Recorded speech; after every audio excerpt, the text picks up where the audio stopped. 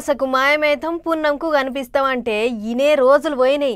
నిన్నీయల్లా public మస్తు హుషారయ్యర్రు. ఓట్లేసి గెలిపించినాం, పని చేస్తారా చెయ్యరా అని బరాబర్ అడుగుతుర్రు, గట్టిగా నిలదీస్తుర్రు. అందుకే లీడర్లు కూడా మారిపోయిర్రు. ఎప్పుడు చూసినా పబ్లిక్ నడమల్నే ఉండేటట్టు చూసుకుంటుర్రు అన్నట్టు 1వ తారీఖు వచ్చింది కదా, అందుకే ఏపీ సీఎం బళ్ళు కట్టిండు. సార్ ఈసారి ఏడికి పోయిండో చూడురు మీరే. నేను సీఎం అయి 30 సంవత్సరాలైంది. ఈ పింఛను ప్రారంభమై 40 సంవత్సరాల పైన అయింది. 30 ఏళ్ళు నన్ను చూశారు. ఎప్పుడన్నా నేను లీవ్ తీసుకున్నానా అని మిమ్మల్ని అడుగుతున్నా. ఎప్పుడన్నా సిక్ అయ్యానని అడుగుతున్నా. నిద్ర లేస్తే నిద్రపోయే వరకు మెషిన్ మారిగా పనిచేస్తున్నానా లేదా అని మిమ్మల్ని అడుగుతున్నా. కారంగా ముచ్చట్నే 75 ఏండ్లు వచ్చినా సరే ఇప్పటికీ సారు రూవాడి అట్లనే ఉన్నది. పెద్ద ముచ్చట ఏంటిదంటే 1995 సెప్టెంబర్ 1 నాడు, అంటే ఇదే టైంలో తొలతసారి చంద్రబాబు సారు ముఖ్యమంత్రి అయ్యిండు. దానికి సెప్టెంబర్ 1తోని 30 ఏండ్లు నిండినాయి. పోయిన 30 ఏండ్లలో దగ్గర 15 ఏండ్లు సార్ సీఎం కుర్చీలనే ఉన్నాడు.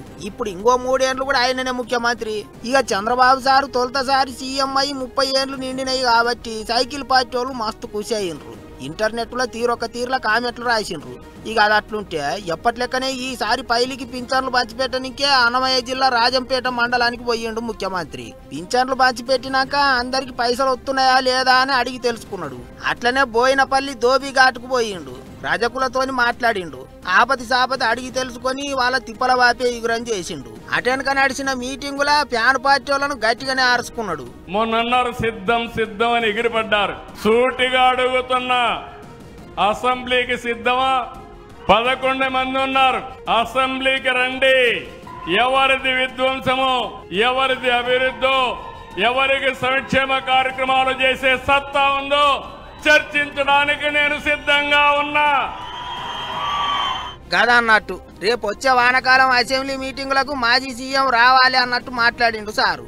ఉన్నదేందో లేనిదేందో అసెంబ్లీలోనే మాట్లాడుకుందాం, పబ్లిక్ కు చెప్పుదాం అని పిలిచిండు.